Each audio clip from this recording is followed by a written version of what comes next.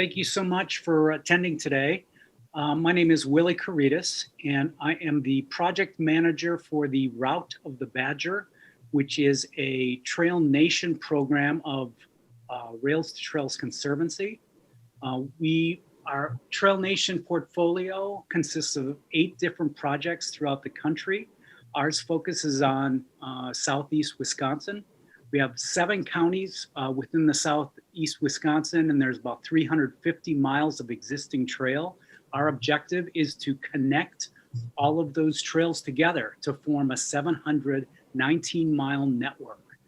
One of the projects within the Route of the Badger network is in Milwaukee County, the City of Milwaukee, and it is called the 30th Street Corridor. We've been working diligently on that for the last 4 years, and if we could pull up the map for that, that would be great. The 30th Street Corridor is right in the center of the city, and it is on the north side of the city. The red lines are existing trails. The orange lines or gold lines are planned trails. On the north side of Milwaukee, essentially it's a trail desert. There aren't real safe places to go and bike and walk within on the north side of Milwaukee. So with that, I'm going to introduce Cheryl Blue, who is the executive director of the 30th Street Industrial Corridor Corp, who will speak about the efforts that she's working on within her nonprofit and the potential proposed trail for the 30th Street Corridor. Cheryl? Thank you, Willie, and good afternoon to everyone. I'm excited to be here today. And as Willie said, my name is Cheryl Blue, and I am the executive director of the 30th Street Industrial Corridor Corporation. We are a 30-year organization that was founded for the purpose of revitalizing our area of the city, which is the 30th Street Corridor. We also represent Business Improvement District 37, which represents the businesses in our area of the city. The 30th Street Corridor is 880 acres of industrial infrastructure that is on the northwest side of Milwaukee. It hugs the railroad, and it was once one of the strongest manufacturing corridors in the world. They used to have a saying, made in Milwaukee, because so many products and things were manufactured here in the city. And the 30th Street Corridor is where Harley Davidson was founded, Master Lock, Briggs and Stratton, Badger Meter, the Eaton Corporation, Tower Automotive. So all of these businesses were built along the railroad on the northwest side of Milwaukee in order to house this industrial infrastructure. Of course, they needed workers. And so during the Great Migration, tens of thousands of Black people from Louisiana, Arkansas, Tennessee, Mississippi moved to Milwaukee to work in these factories. And housing was built around this industrial infrastructure in order to house the people that worked in these industries.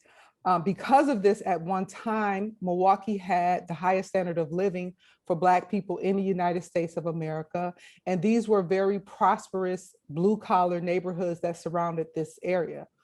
Of course, with deindustrialization, we lost many of those companies, tens of thousands of jobs and other factors, of course. And so now this area of the city has challenges. There's lots of great people still there, great institutions, great churches, great businesses. However, we have suffered many losses, and there's even at one point right now, we have nearly 100 contiguous acres together on the north side, which used to be the A.O. Smith campus that we have available for redevelopment. And so our organization is challenged with revitalizing this area of the city. How do you repurpose these buildings, the space, and things like that?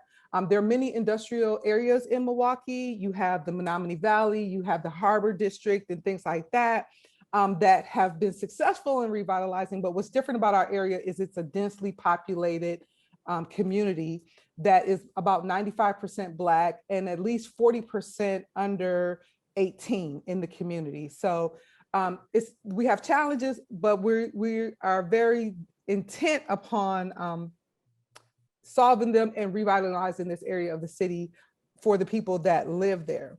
I just wanted to note that Milwaukee is infamous for some unfortunate racial disparities, some of the highest in the country. And also, but at the same time, Milwaukee's going through an economic boom with the Pfizer for, you know, go Bucks, go Bucks. I gotta shout out my Bucks. And all of the tons of development, billions of dollars of development downtown, which is probably less than the 10-minute ride to our area of the city. So it's important that investments are made in our area of the city, and this proposed trail is one project that we really believe would be very catalytic to revitalizing our area of the city. As Willie stated, there's a growing bike culture, cycling culture in our city and in our state. However, there is really no way to get north to south through our area in the city. So this trail would go right through the heart of the north side of Milwaukee. It would be an amenity, it's transportation, there's positive health outcomes, there's opportunities for the community to come together to build something positive, art, place, all kinds of programming and things like that. And so we're really excited to be working with Rails to Trails on this proposed trail, because not only would it go through the north side of Milwaukee, but it would also connect to some trails that would take us all the way to the lakefront, all the way to the Brewers Stadium, and things like that. So it could really be an important and catalytic project, because not only would the trail come in, we're hoping that would mean more investment in businesses and raise the property values in the area of the city. We are engaged with this process primarily regarding equitable development, because there's lots of people who live here, who live close to this proposed trail, and we want to make sure that they benefit first, and also that this amenity doesn't displace the people in the community. So we want to get out ahead of it as much as possible, engage people across the many neighborhoods that this trail would cross, and have some positive news happen in our area. So there's other things that are happening as well, but this is something that we're really, really excited about and really look forward to having here in Milwaukee. Thank you so much, Cheryl. I'd like to introduce Janet Atarian, who's the principal and senior mobility strategist at the Smith Group, and she's been working on the Joey Louis Greenway since 2016. Janet? Thanks, Willie. We can go to the next slide. So Willie just did a great job of introducing myself, but I want to introduce the rest of my team too that's going to be speaking today. Todd Scott is the executive director of the Detroit Greenway Coalition. He's been working on this project for far longer than I have, advocating for over a decade. We also have Kenneth Kuroko, who's a landscape architect at Smith Group, and has been an integral part of the design work and the framework plan for this project. And of course, Brian Calton, who is our principal and landscape architect at Smith Group, and has been leading this project for our office. Next slide. So, you know, a lot of the themes that you heard from Cheryl are very relevant to Detroit too. Detroit too has a long industrial legacy. It is a place known for its manufacturing. Obviously, some of the big ones at the top of the list are some of the car companies that we're all very familiar with. This comes with its pluses and minuses, but certainly one of its pluses, next slide, is the fact that it did leave us an infrastructure network, including our rail lines. For better or for worse, a lot of those rail lines are now abandoned, and they become a wonderful opportunity for trails. And that has really led to this project and a lot of the inspiration. And I want to give you a little bit of background to set the stage before the other folks give you some more detail. So, you know, Detroit is also in transition. With the bankruptcy in 2013, there has been a renaissance in Detroit. And part of that renaissance is the redefining of Detroit from the motor city to the mobility city. And the car has left such a large impact on the city in terms of density, urban renewal, highways, parking lots. But those spaces are being re-looked at and re-envisioned. Next. But Detroit also has a tremendous legacy around bicycles and bicycle infrastructure. And at the turn of the last century, it was really known not for its automobiles, but for its miles of paved bicycle lanes. And Todd's gonna give you even a lot more information on this, but I think it's important to know that that legacy has never gone away. It might not have been talked about, but it's always been present. Next. And what you're seeing in these last couple of years as the city comes out of bankruptcy and is seeing this renaissance, that there's a real desire to connect the city in other ways besides the traditional roads and for the traditional cars. And there's protected bike lanes going in, there's lots of different trails, there's Riverwalk and other things. Next slide. But it really did start with the Riverwalk. And our Riverwalk was an industrial Riverwalk. Like many of these rail lines, it had a lot of active industry right up against the water. And I think, again, nobody really could envision at first that it could be a place for people. But now, of course, it's one of the premier destinations, not only for the city, but for the country. Go on, next. But of course, when you build a wonderful asset like that, one of the first things people start to say is, how do we get people there? What are the connections? So people began to look at what existed, what infrastructure was out there. And one of the first ones to pop up was the DEQUINDRE Cut, which was a rail line that fed the industry along the waterfront. Next slide. Now, of course, when they were looking at it, this is what it looked like. And quite frankly, it was a space that Detroiters could not ever imagine feeling comfortable, feeling safe, feeling welcoming, certainly not a place they might want to recreate. But this job really changed the way people thought about the possibilities of our industrial infrastructure. Next slide. And you can see after it was transformed, it not only became a welcoming place, but it really became something special in the heart of Detroiters, and really put that proof in the pudding that not only the riverfront could be converted from industrial, but that our rail corridors in the neighborhoods could also take on that vision. Next. But, and so you can see here where it went from that. So you can see in that lower right corner, those dashed lines are the Riverwalk and the DEQUINDRE Cut. So they were put in first. They were sort of the proof in the pudding, if you will, getting people excited, building that momentum. And then really the community and advocates in the community began to say, well, this is only, a couple of miles. We want more. How do we do that? And they began to look at that industrial legacy and the infrastructure there. And this idea of what at first was called the Inner Circle Greenway was born. And the reason it was really envisioned as this Inner Circle Greenway is you can see downtown there again holding the lower right, but really it was connecting this sort of inner ring of neighborhoods in Detroit. Next slide. And this sort of gives you a vision of some of those key neighborhoods that the city has been working on from a planning perspective. And it also begins to speak to the context in which this trail exists, right? It's great to say, let's take advantage of old industrial infrastructure, but that doesn't create a great trail, right? What creates a great trail is that it's connecting communities together. And this really dovetailed really nicely with the city's initiative to build 20-minute walkable neighborhoods where you could get all of the services that you needed within a 20-minute walk or bike. And this is an example of one at the Livernois McNichols, and how looking at corridors, re-envisioning them, added high quality bicycle and pedestrian experiences that then are going to link into this larger trail network to really connect these communities together. Next slide. And you can see here, this really gives you a feel of some of those other trail networks that the Joe Louis connects into. There's some really key ones I've sort of highlighted off to the side. The Iron Bell, which ends in Belle Isle, which you can see there in the middle of the river. It connects to literally thousands of miles of hiking and biking trails throughout Michigan.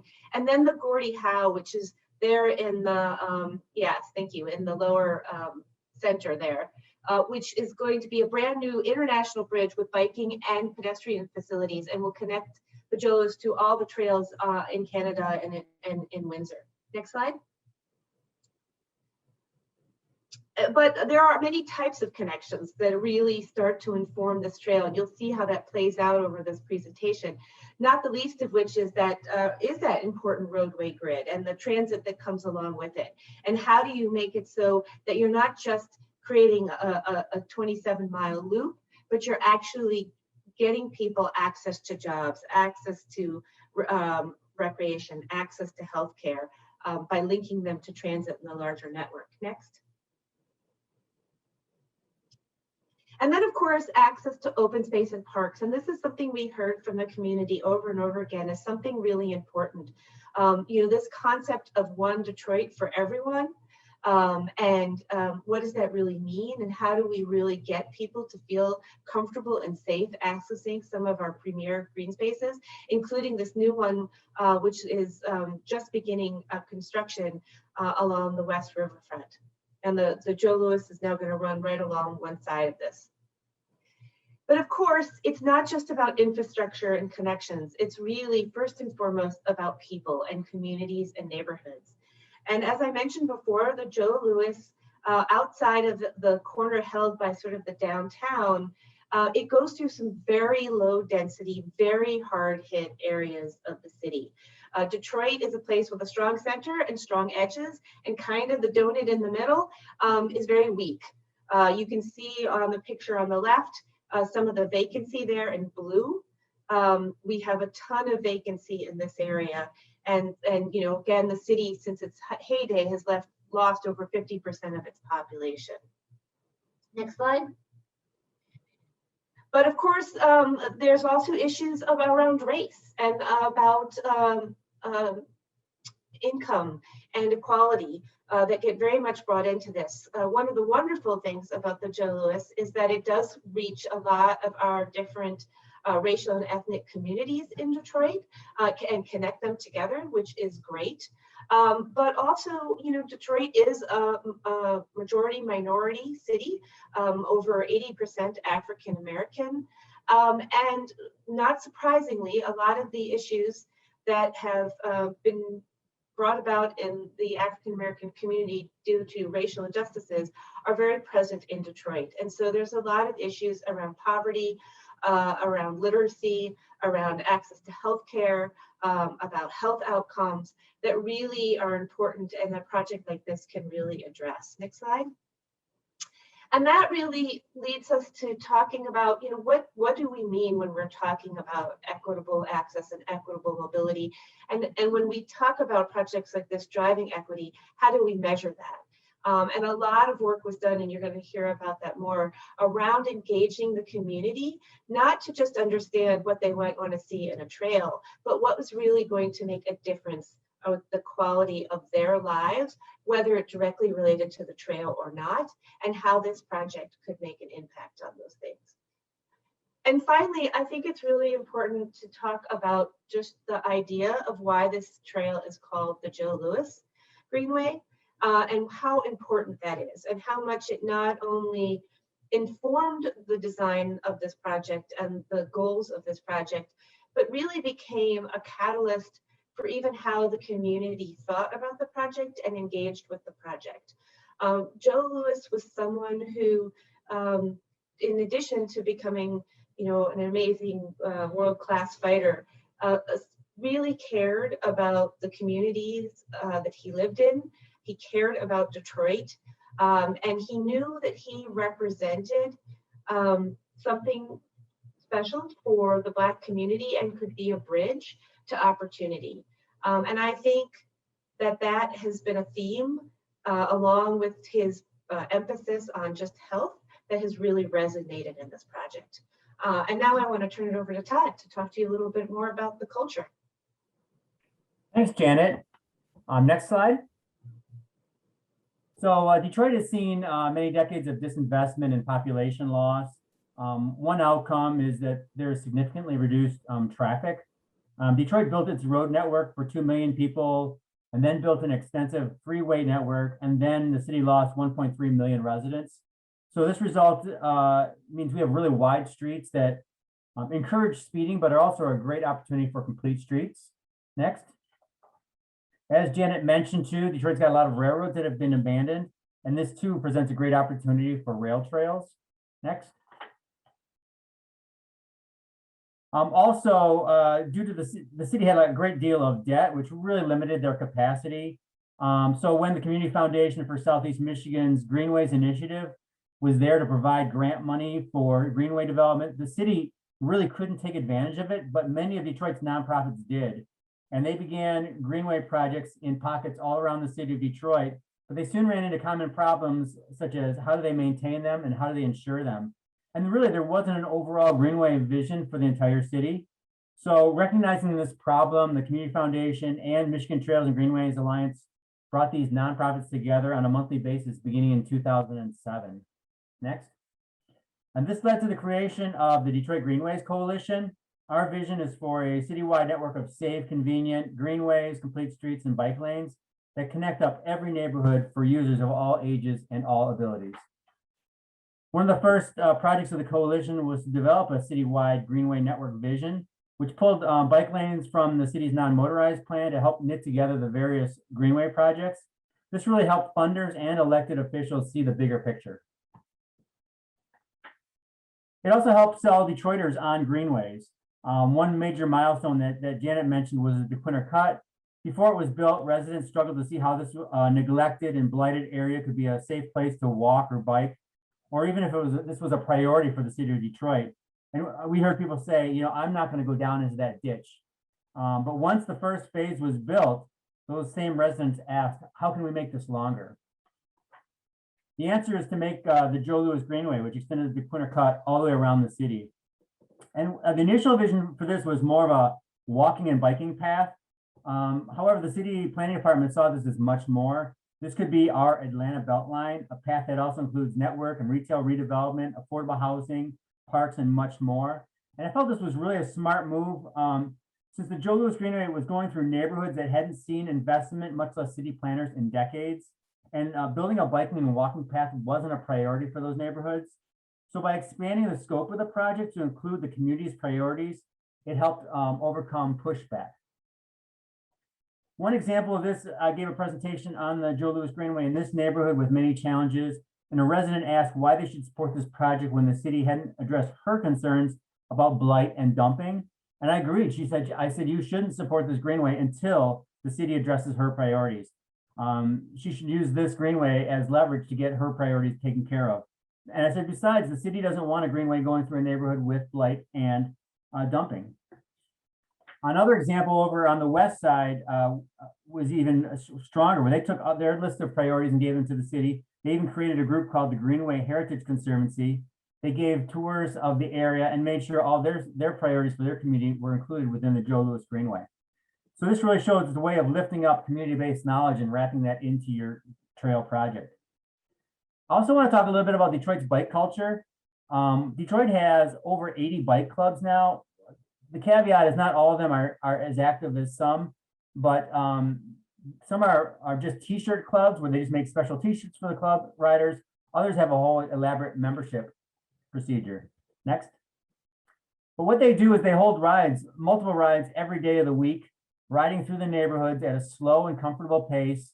And it really is a great way to encourage more Detroiters to ride bikes, because the people going through their neighborhoods look like them. They're riding slow. It's inclusive, and they're always offering encouragement to get more people out. Next.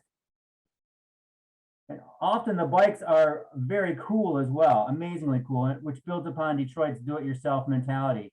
The bike on the right is a trike with an amazing stereo system. I can't tell you how fun it is to ride behind that bike, listen to Motown riding through Detroit. So it also wraps in Detroit's bike culture. The trike on the right is my friend Cupcake, and she's got her iguana in there, which I don't think you can see, but he's in there. Next. One other problem with Detroit before the bankruptcy was many of the streetlights didn't work. So the bicyclists started putting lights on their bikes. And this really turned into an art form. Now this is a big part of what Detroiters do to customize their bikes. Next. But you don't have to have a fancy bike. This was at a Safe Routes to School event where a student asked, do you have to have your bike look cool for others? And Bike Mike says, no, the important thing is that you have a bike that you like to ride, and that's the important thing. Next. I also mentioned too that Detroit's bike culture is very much like extended family. Living in Detroit, it can be a very big challenge for many Detroiters, especially during the pandemic. And so the bike clubs have been very supportive, not only of their members and others, but they also support and give back to the community, which has been very important to them. They're a big part of the revitalization of Detroit. Next. And what is the Detroit Greenways Coalition role in all this? We are a trusted ally to support this bike culture. We do whatever we can to lift their voices and ensure that they have a role in meeting our Greenway vision. We know that when the Joe Louis Greenway is built, they're going to bring riders, they're going to bring arts and culture, they're going to bring a whole lot of fun to the trail. And so we're really glad that they're there, so appreciative, and look forward to the trail opening up. Thank you.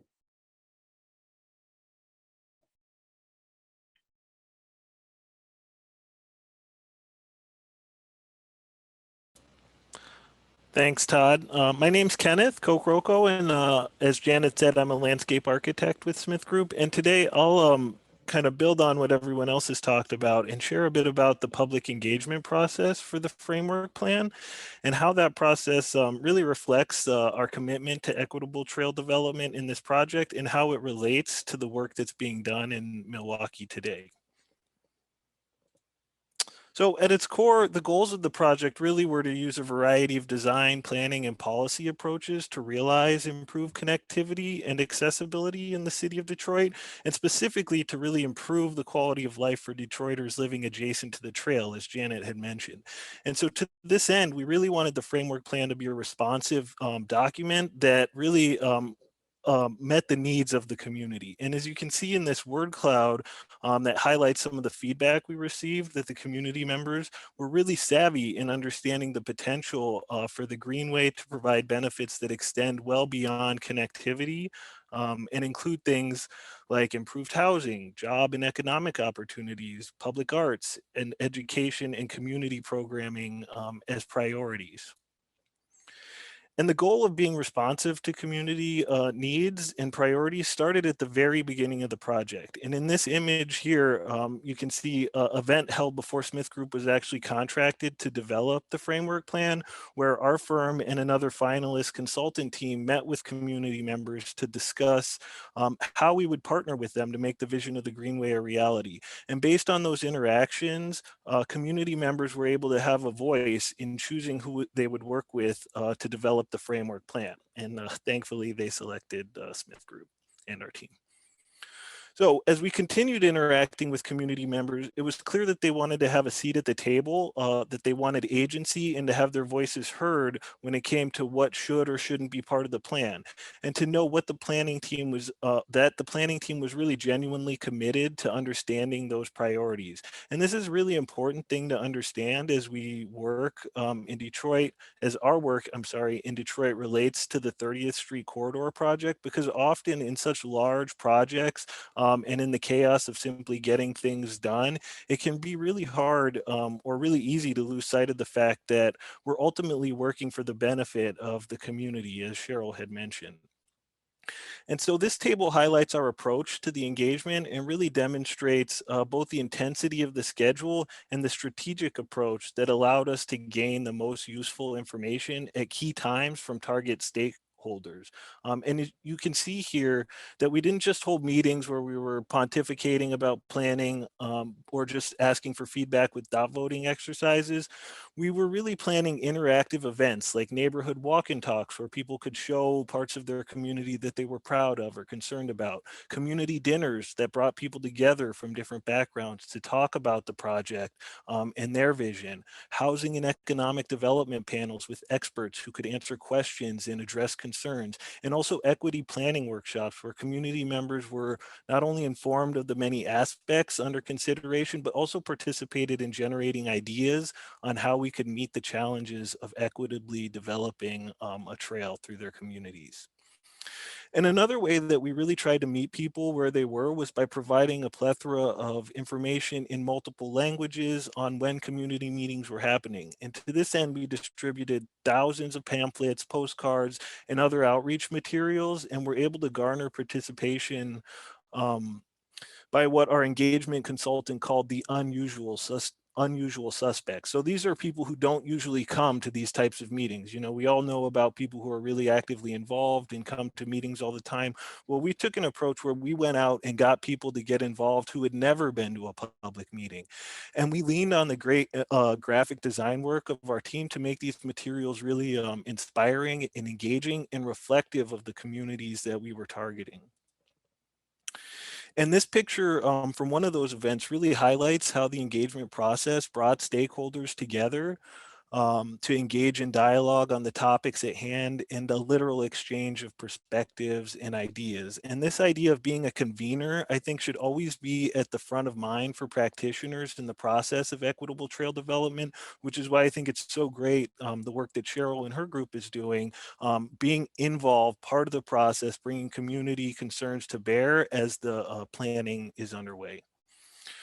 And so creating these safe spaces for the exchange of ideas and how this project could really positively impact communities and improve quality of life, this provided opportunities to engage in real authentic discussions about topics that at the surface might not really seem like they're part of the purview of designers and planners. And the framework plan really moved from a focus on connectivity, which was highlighted earlier, to a plan that really holistically addressed how projects like this and this project specifically can really heal the urban trauma that Todd and Janet talked about that has afflicted Detroiters over the decades. And so, you know, in addition, what did all that engagement lead to? Well, really, in the end, it gave us a picture of the themes and outcomes that the community wanted us to focus on.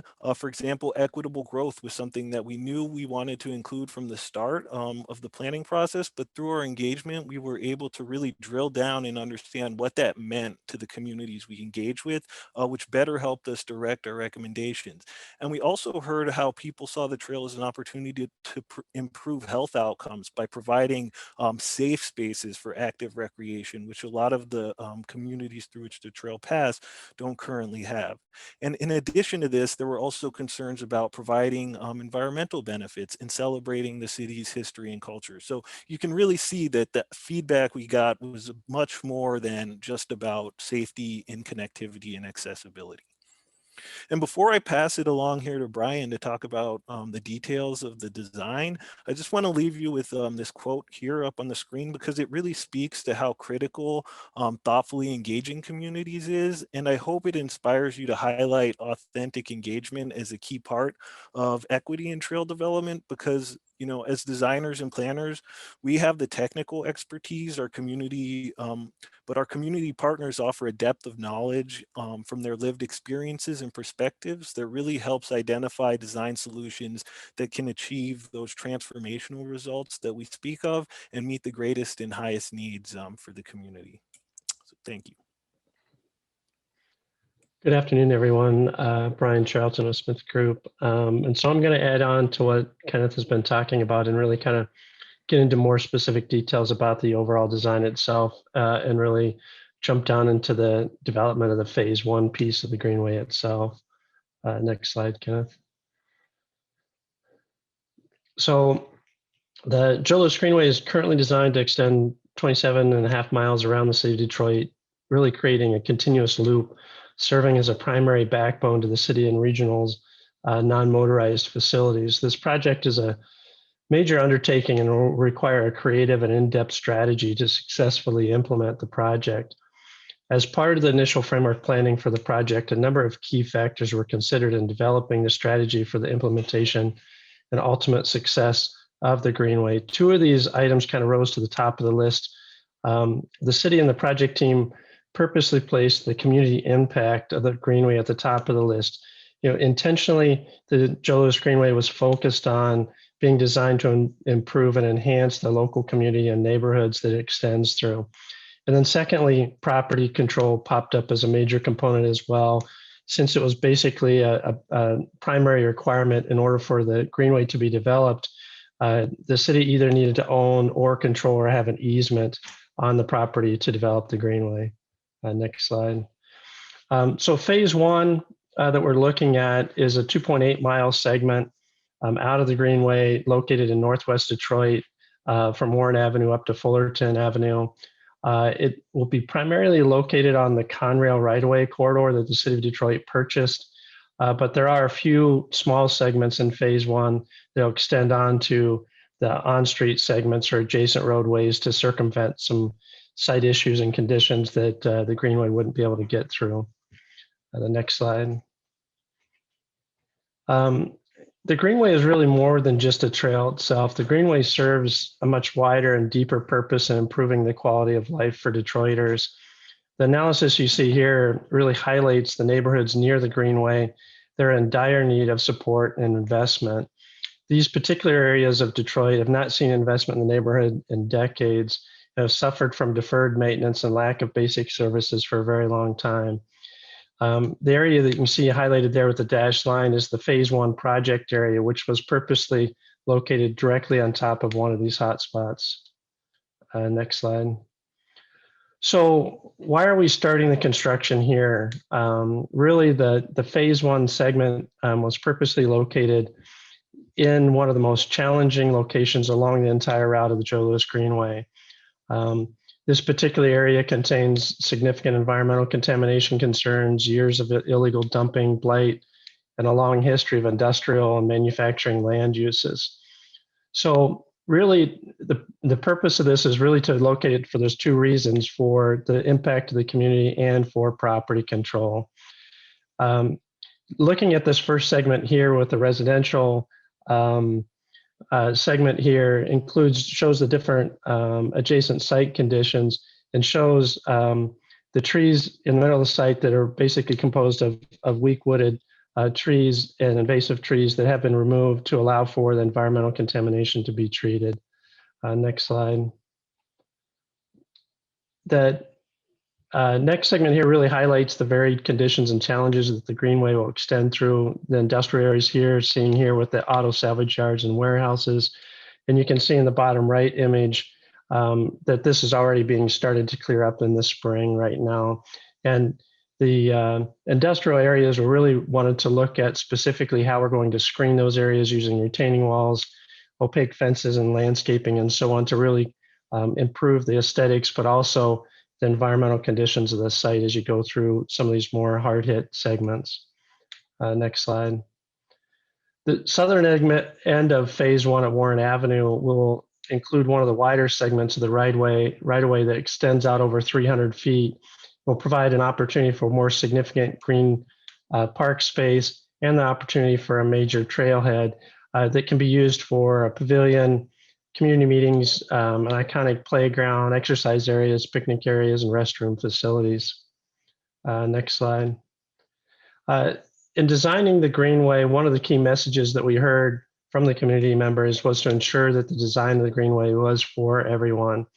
One of the key principles that we used to achieve this was to provide a separated two-path system, a slower path for people walking, kids, dog walkers, and so on, and a higher speed path for bikes, scooters, skateboards, and so on. Next slide. Access, entry, and exit points throughout the Greenway is critical to provide easy and convenient access to the Greenway and to ensure usage. Access along the Greenways can be provided at major road crossings, at connections to other Greenways and non-motorized facilities, and specifically into the residential areas themselves. Next slide. The stormwater management of the Greenway is an important component. We really need to address how we were going to deal with this. A series of bioretention areas located along the entire corridor were developed to naturally allow the infiltration of the stormwater so that we could reduce the volume of stormwater entering the city's sewer system, reduce adjacent flooding, and really help filter and reduce the pollutants in the stormwater itself. Next slide. The industrial history and heritage of the rail corridor and adjacent land uses has really resulted in greenway soils containing a variety of heavy metals and some limited areas of contaminated PCBs and so on. In areas where we have the more significant contamination like the PCBs, which fortunately are very limited and small, those will be excavated and disposed of at an appropriate facility. But the majority of the greenway will essentially be capped with an 8 to 12 inch clean soil cap with a geogrid below it to warn of the contaminated soil below that. Next slide. Safety was a major consideration of the greenway and was important to the community in general. The design of the greenway followed a lot of the traditional SEPTED strategies for visibility, access, lighting, and so on. But in addition to that, a series of emergency phones and security cameras are being provided along the corridor itself. Next slide.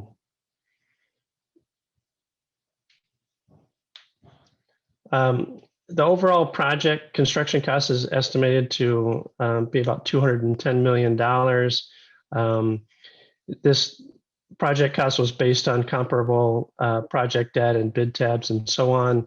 In addition to this cost, it's anticipated there'll be additional soft costs and operational maintenance needs that will need to be paid for once the greenway is completed as well. And then on the next slide, you'll see that the phase one piece of this project is a $30 million project, of which 20 million of it is being constructed this year. The majority of those funds for construction really are coming from the City of Detroit bond funding, from ARPA funding, from private foundation and grants, some public grants through MDOT, TAP funding, and so on, and a number of other sources. Next slide. And really just wanted to close out on that the impact of the greenway, again, really goes beyond just the greenway itself. You know, the greenway is really envisioned to do and improve the community in a number of different ways by increasing real estate value, being a catalyst for development, and providing new jobs and new businesses for the community. And it's anticipated that with the construction of the greenway and the subsequent operation and maintenance of the greenway, that over 4,500 jobs will be generated in the next 5 years as part of the project. And in closing on the next slide, really just are excited to see that this project really get into construction this summer. So we should start seeing the first segment of the greenway opened either later this fall or early next spring. And with that, I think I'll open it up to questions for everyone on the panel here. Thanks so much, Brian. That was wonderful. I'd like to actually turn to Cheryl and ask a question to tie it to some of the questions we got from the audience too, Cheryl. I know that, you know, the route of the Badger in this area is in a different stage than where the Joe Louis Greenway is. And after hearing that presentation, I'm just curious if there were things that sort of resonated with you, things that you see as opportunities or challenges with the route of the Badger. And then also, one of the questions we got from the audience is around engagement around in the 30th corridor. And so maybe you could talk about that and things that you maybe saw or resonated with you from the Joe Louis presentation. Sure. Well, thank you guys. That was really fantastic and amazing to see. The first thing I would say is that it's doable. I mean, your project is much larger than ours and you're getting it done. So that's very encouraging. The second thing I would say is that it's great confirmation for me and for us, because a lot of times in this work, people roll their eyes when I talk about the community and how it should benefit them and their priorities and things like that. So that's good confirmation and affirmation that we're on the right track in that regard. The other thing I would say is that one thing I learned from that study is that your process is that there's so much other great work that's happening in the corridor. Our partners at Northwest Side CDC and the City of Milwaukee are doing a lot of things around bike trails and green space and bike lanes and things like that. And so we need to pull that all together to give the more comprehensive picture. I thought that was really great. And then what else was I gonna say? The other thing with regard to the question of the engagement, first of all, through even the feasibility process that we went through, we engaged a lot of partners, a lot of people who work in the neighborhood, just in terms of the feasibility of the trail, where the on and off ramps would be and that kind of thing. And so we already have a team, but then also we've been talking to and planning to continue to engage all of the neighborhoods across where this trail would be in the process. We started planning for that. We started doing some fundraising around that idea because many of the neighborhoods that we will cross already have strong leadership. And so beginning, to talk to them about the process, getting the feasibility study out, helping people to understand it. A lot of groups doing a lot of bike rides and things like that this year, and that have been doing ongoing work. And so that is our plan. We're still, coming out of the pandemic. That did slow us down a lot because Zoom is great, but there's nothing like being in community with people together face to face and being able to go and look, at the trail and things like that.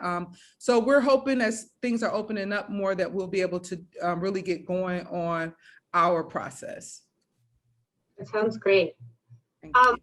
Maybe building from that a little bit on the community engagement, somebody was really curious, Kenneth, about the card sorting activity. You want to maybe talk a little bit about that? Yeah, sure.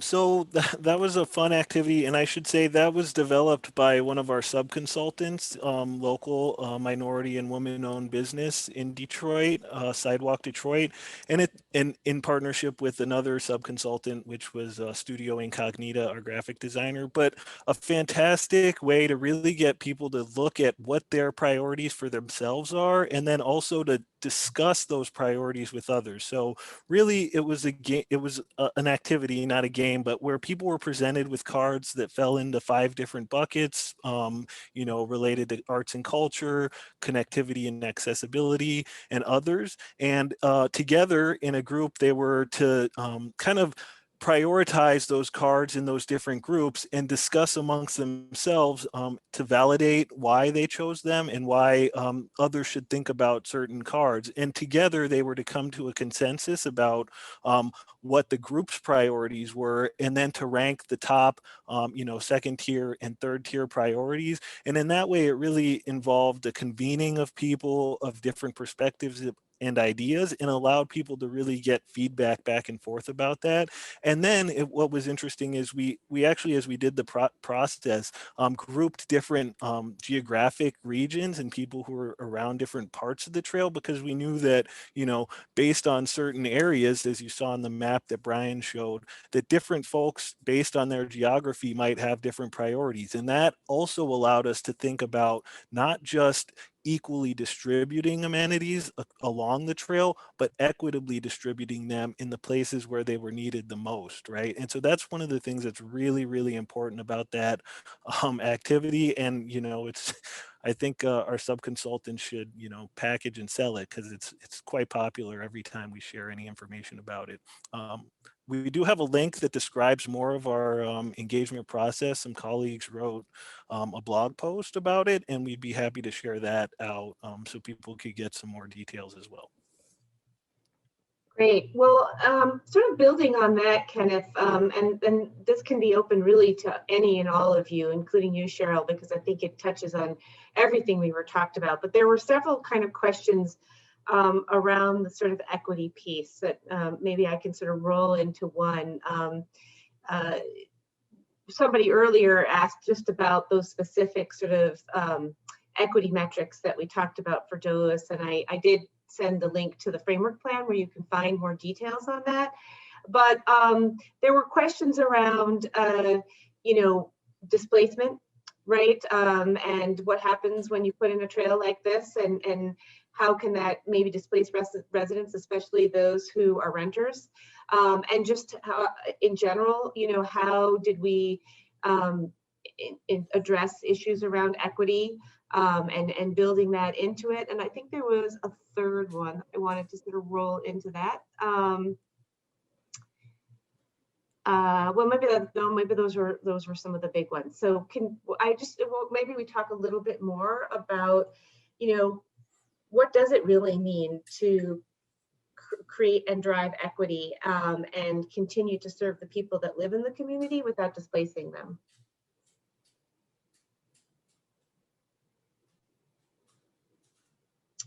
Do I need to call people out?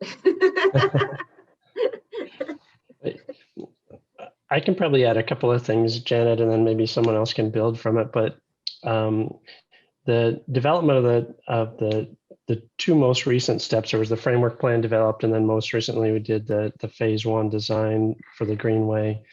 As part of the framework development, there was a very detailed process as part of that looked into the economics and the equity components of the Greenway itself. And our team, along with our consultant team, worked with the Department of Housing and the City of Detroit to really look at all the programs that the housing department had that were existing, their facade program and repair programs and other things that they were assisting homeowners with, and some various tax programs that were already out there. But they were also looking at opportunities to how can we support those programs, how can we make them more robust, and so on. And then there's also been a very robust process from, the city development organization and the DGC and others that are involved with development in the city that have been looking at, where should this development occur? What type of development should occur? Is there changes to the zoning ordinances that we should incorporate, and so on? And so a lot of that is still ongoing, based on some of those recommendations that came out of that framework plan. But it was definitely intentional to do as many things as we could to really support and make sure that the community members that are living in the community can stay there for the long term. One thing I can add to this too is when we were first moving forward with this project, and still even in the land acquisition process, so we hadn't bought the railroad yet. Very quickly, since Detroit has such a strong land bank, we froze pretty much all the sales of any of the properties within at least a quarter mile of the trail. And it wasn't that they absolutely couldn't be sold, but they couldn't be sold without an extra set of eyes on them and an extra review. And I think this was also very important from that equity and development without displacement perspective, because there couldn't be sort of rampant speculation. There couldn't be parcels that maybe really were going to make sense for the public development, if you will, sold out from underneath the city before the city really had a good sense of the plan and had really gotten a chance to hear from all the community about access points and all those kind of good things of what type of development they wanted to see. So I think that was also a really important move in addition to aligning all those programs like you mentioned, Brian. Cheryl, do you want to maybe touch on some of that in the 30th quarter? Sure. Well, we're very, very early in the process. And so hearing those things from you guys is actually very helpful for us. And so that's what we have to figure out. We have to look at different models and see how other people have done it. We've talked to some of the areas in the city that were redeveloped that did similar types of things in terms of gaining different properties and holding them and preventing them from being used for purposes that didn't fit the vision for the area. So like I said, we're very early on in it, but our intention is to be very inclusive of the process with the people in the community, because there's a lot of knowledge and understanding there that we want to be able to harness, because one of the things that I know is that people are engaged in what they help to build. And so we don't want it to be a process where it's just like a post-it on the wall and a cookie, hey, you know, that's engagement, but really, you know, tapping into all of the people, because there's some really, really great people in the neighborhood that have been looking for ways to really be engaged and effective in turning things around. Willie, would you add to that at all? Really liked when Kenneth was talking about engaging the wisdom of the community. And, you know, this is, and just hearing about the land bank in Detroit, I mean, that is like one of the things that we've talked about, because there's all these available properties and that the city owns, and, you know, how are they distributed? How are they sold? You know, and if when this becomes reality, you know, there needs to be a process in order to avoid, you know, an early dump off of these properties at a low dollar, and then lots of investment put in, and then all of a sudden these land values just accelerate to the point where people have to move out. So I love that so much. And you know, there's lots and lots of steps that have to be taken right now, but it's all a lot of parallel paths. Mm-hmm. All right, well, I'm going to throw out two questions that sort of hopefully group a number of questions together. I know we only have like 2 minutes left. One was around sort of access, and the other one was around financing. So there were a group of questions that wanted to know a little bit more about how it was financing. And I think we answered the question about this phase, but I know there's a lot of future phases. So Brian, maybe, or Todd, you want to talk a little bit about that? There was also some questions about trying to understand how much of this first cost went into remediation as sort of at least a rough percentage. And then there were several questions around access, both for Milwaukee and Detroit. You know, what about the fact that in Milwaukee it's still an active rail line? There's some aspects of that even in Detroit, just a little bit, although we've avoided it currently. And then about connections to the transit in Detroit. And so I'm just going to put that out there. And in these last couple of minutes, if somebody wants to take either one of those, please. I can probably hit the environmental one real quick, Janet. Generally, the phase one piece is $30 million, which translates into about $10 million per mile.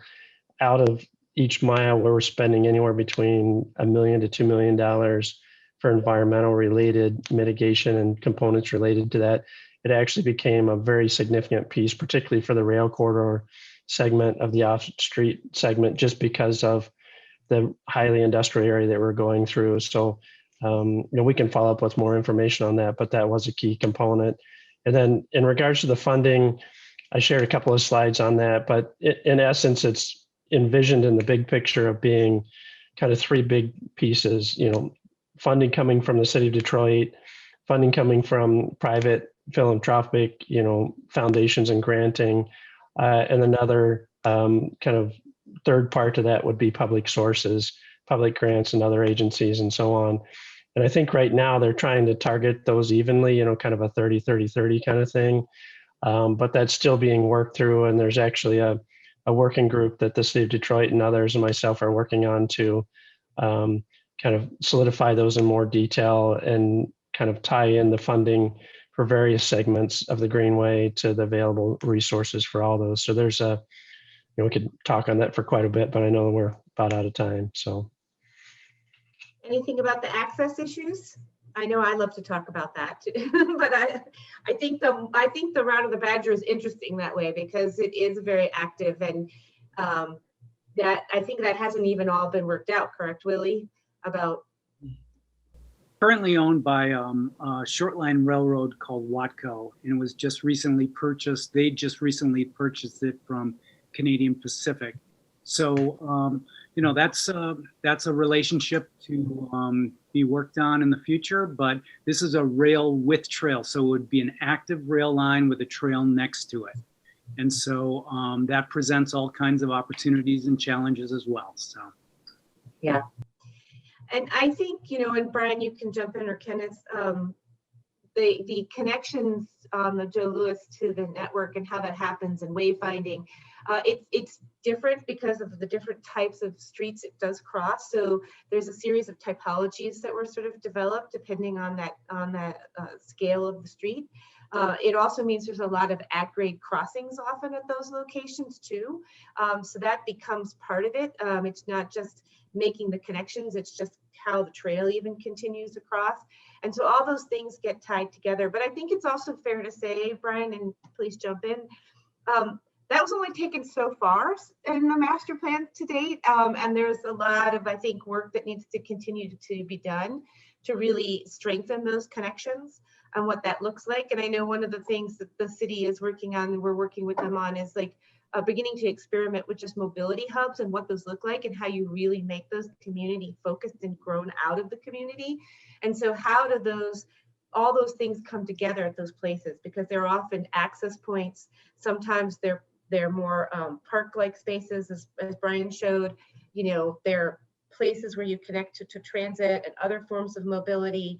So there's a lot of things going on. It's where you cross the street, sometimes mid-buck. There's a lot going on. And so those spaces really do become very important.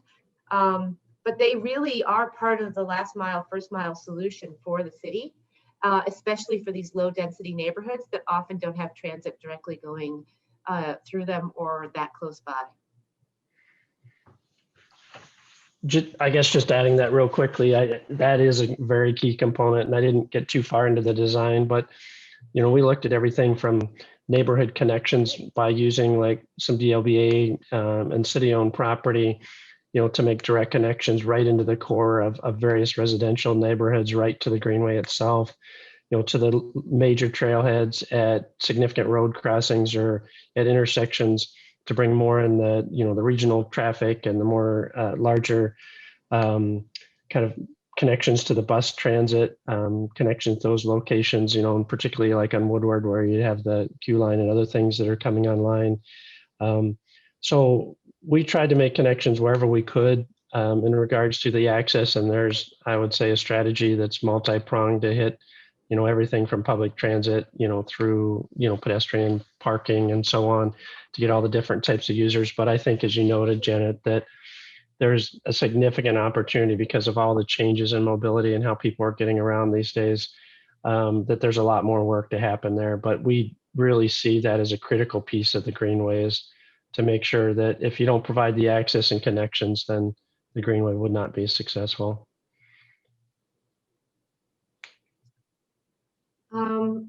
Great. So, I think, Todd, there was some question about the bike groups and sort of what are some of the roles. You may have answered that in writing, I think, but I don't know if you want to talk a little bit about that. Yeah, I did answer that in the Q&A, and there's a wide spectrum of bike club types in the city. So we have your typical spandex wearing, go fast riders that are very exclusive based upon their fitness level. But most of the clubs in Detroit are more social, and they go slow. Maybe you heard slow roll, and they're more inclusive, and they invite others to come along. And some clubs have a very elaborate membership process that you have to go through, and you have to be a prospect for a certain period of time before you can earn your club patch to wear on your back. So there's always a wide variety of different clubs, but they all are interested in doing community service and giving back, and very supportive of the work that's going on with our organization and the city of Detroit. And very inclusive to allow people to go on their weekly or monthly, rides. I've gotten to join, and it's an amazing experience. You're immediately a part of the family, and it's relaxing and fun, and you do things that you maybe wouldn't normally do, but you're a group, and so you can kind of take over a little bit, and it's really fun, especially when night comes and everybody turns on their lights. It's really a really amazing experience. All right, I know we're pretty much out of time, so I want to be respectful. I think we got to most of the questions. We'll continue to look at them if we didn't get to some, and maybe add some in writing, but Willie, I think we can wrap up if that makes sense. Great. Well, thank you all so much. We've really appreciated this, and thanks to Rails to Trails Conservancy for having us. Please reach out if you have more questions.